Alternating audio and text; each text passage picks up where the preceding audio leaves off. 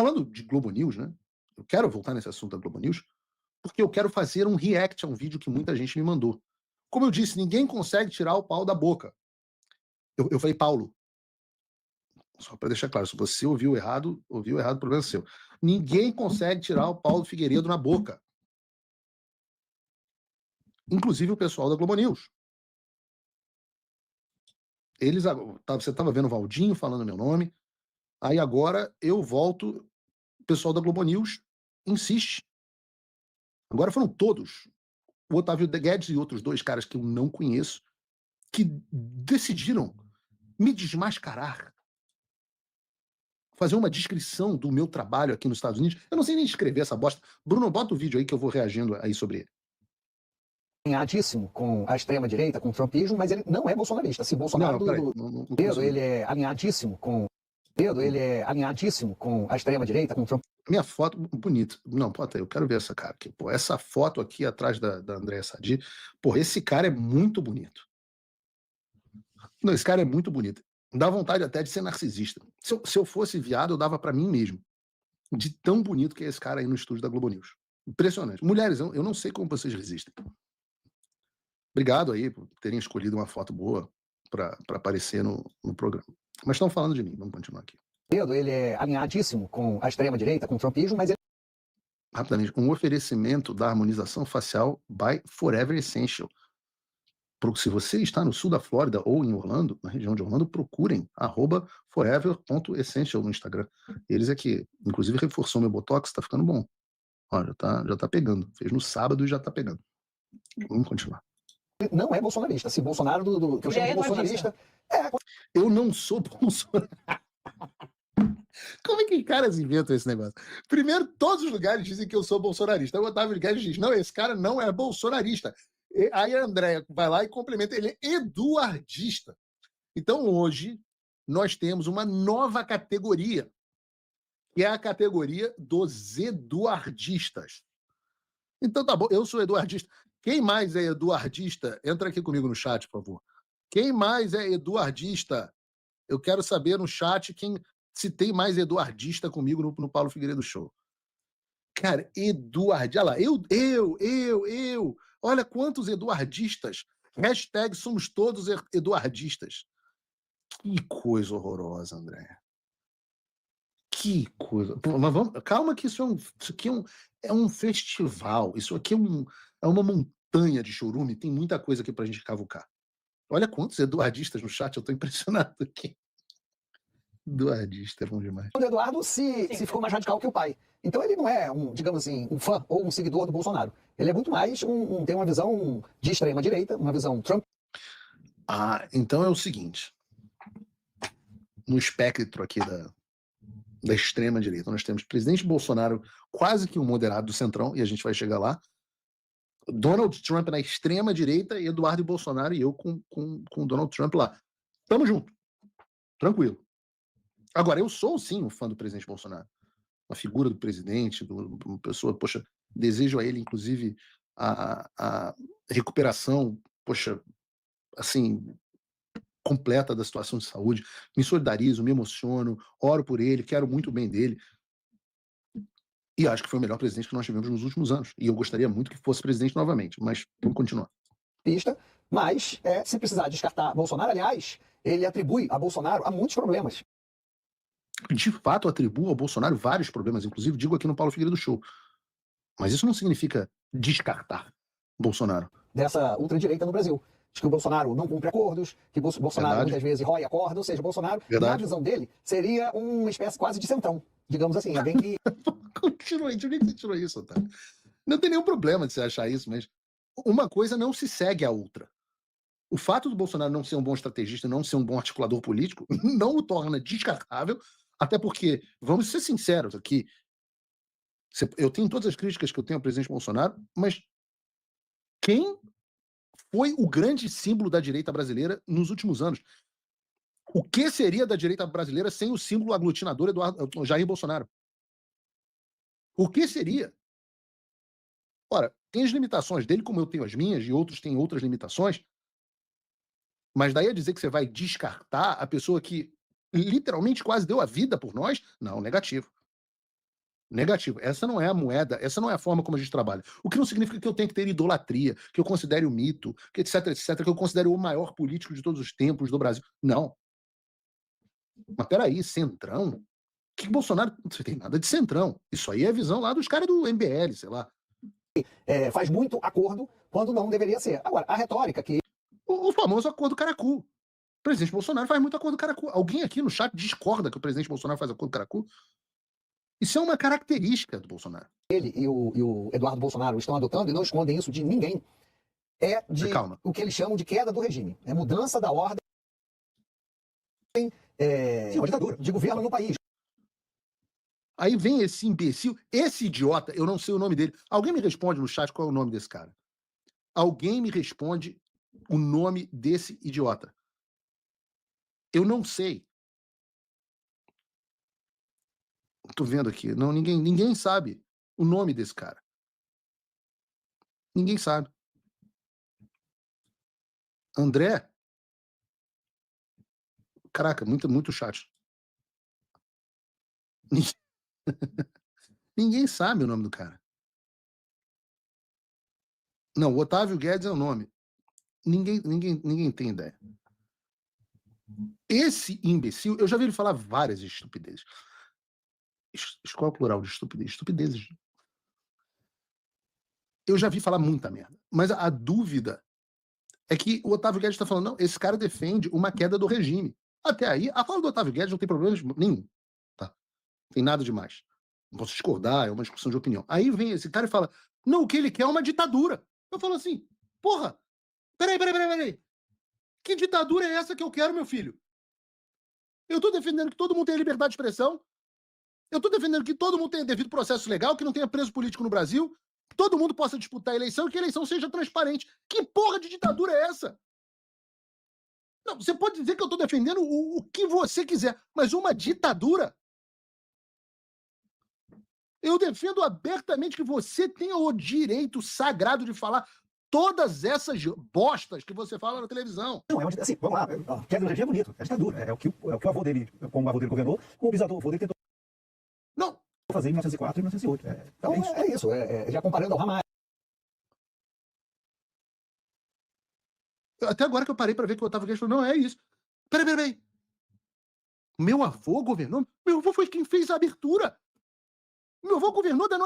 Olha que loucura. O meu avô governou querendo uma ditadura, fazendo uma anistia ampla, geral, restrita para sua turma, para os seus colegas de emissora, para Miriam Leitoa, para Gabeira, para o seu grande líder, Lula, para Zé Dirceu. O ditador do meu avô deu uma anistia ampla, geral e restrita. O meu bisavô comandou uma revolução constitucionalista para que o Getúlio Vargas fizesse uma Constituição em 1932. E agora eu brigo por liberdade de expressão, anistia ampla, geral e restrita, e eu sou o ditador. E vocês, a emissora do regime, são os defensores da democracia. É claro que isso é estimulação contraditória. É claro que isso é gaslighting. É claro que o objetivo disso é enlouquecer qualquer pessoa. Mas piora. Vamos que continua a piorar. Ou seja, não é um adversário que tem que ser combatido. Inimigo, exatamente. Não é um adversário que tem que ser combatido. Não é na linha já do terrorismo. O terrorismo tem que ser eliminado. Então, Mas é claro, eu li a definição de terrorismo ontem no programa. Eu li a definição de terrorismo no programa, que é quando você quer obrigar um agente, um Estado ou o que quer que seja, a tomar uma determinada atitude com refém. Eu li a definição ontem no programa. E é claro que essas pessoas não têm que ser discutidas, etc, etc. Não. O Otávio Guedes, eu ainda olho e falo assim, não, tá bom, é um cara que dá para debater, eu tenho ideias diferentes da dele, mas dá para conversar.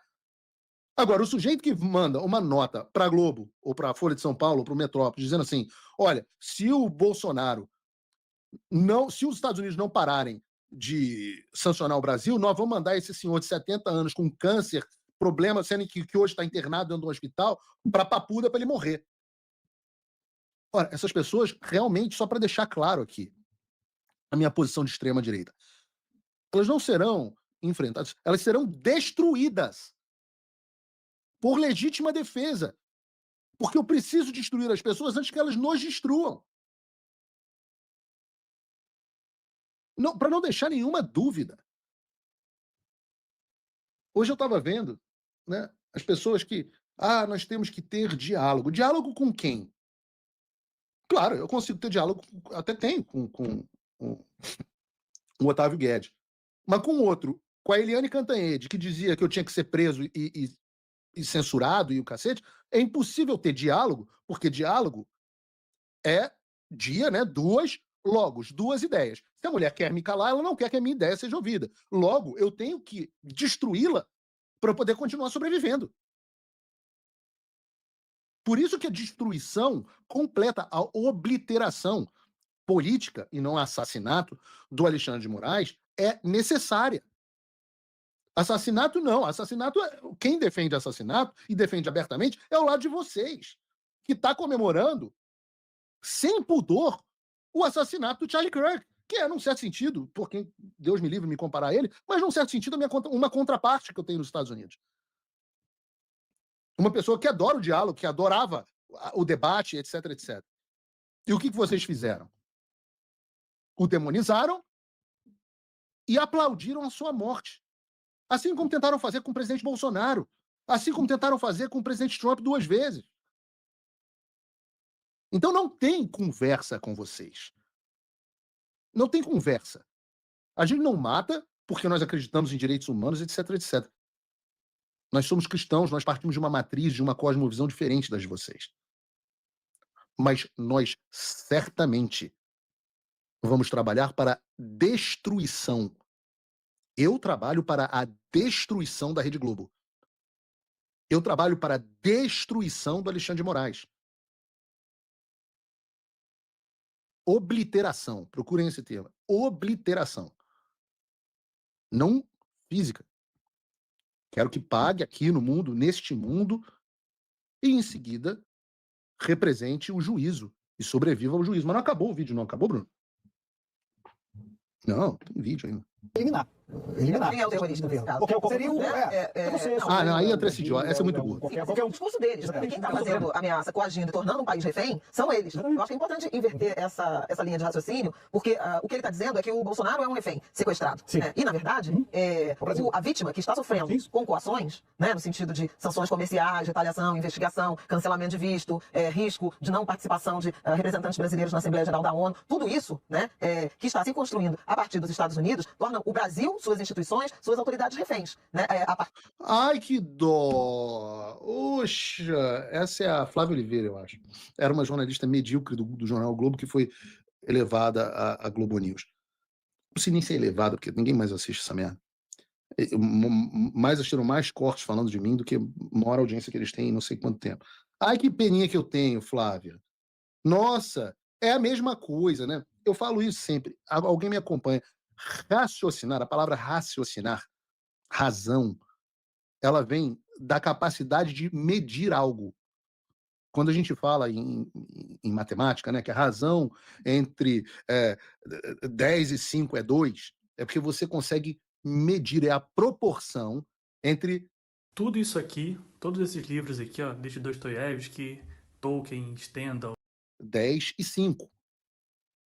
É a proporção. Raciocinar, portanto, é a mesma coisa que dar a devida proporção a algo. Medir as coisas. Então, esta moça é tão sem o senso das proporções que, para ela, o direito à liberdade de expressão do Paulo Figueiredo, o direito à liberdade de ir e vir do Paulo Figueiredo, o direito de usar suas contas bancárias, o direito à vida do Clezão, o direito à representação política de metade da população brasileira, tudo isso está... O direito à vida e à saúde do presidente Bolsonaro, o direito ao devido processo legal, tudo isso está na mesma proporção do que o direito do Barroso de vir aos Estados Unidos, o direito do Alexandre de Moraes de utilizar contas bancárias de empresas americanas. Eu nem vou entrar no direito de ir da ONU, porque essa imbecil nem sabe aquilo que eu estava explicando sobre a história dos acordos SEDES, e claro que os Estados Unidos vão conceder vistos aos brasileiros. Mas é a incapacidade. Por isso que essas pessoas não conseguem debater comigo 2 minutos. Não conseguem. Se tentar debater comigo, tem um AVC. da ação desse agente que sequestrou o Brasil, ou desses agentes que estão impondo suas vontades, seus interesses personalíssimos a um país inteiro. E aí, nesse sentido, embora de muito mau gosto a referência que ele faz ao Hamas, ela guarda alguma semelhança, porque quem sofre é o povo palestino. Né? Não é só sobre o Hamas. E tem objetivamente gente no Brasil perdendo emprego, com dificuldades nas relações comerciais, nos negócios, no escoamento de produção. Houve uma queda objetiva de 18,5% das exportações brasileiras para os Estados Unidos. Desculpa, em razão, 18,5% em agosto. Em razão da ação direta desses dois indivíduos contra o Brasil. Bom, eu já falei 417 vezes que a decisão da tarifa partiu do presidente Trump. Mas comercializar com os Estados Unidos é um privilégio, não é um direito. É o contrário. Os Estados Unidos estão dizendo, olha, vocês querem ter o privilégio de comercializar conosco, adotem os valores liberais dos quais os Estados Unidos são promotores. Simples assim.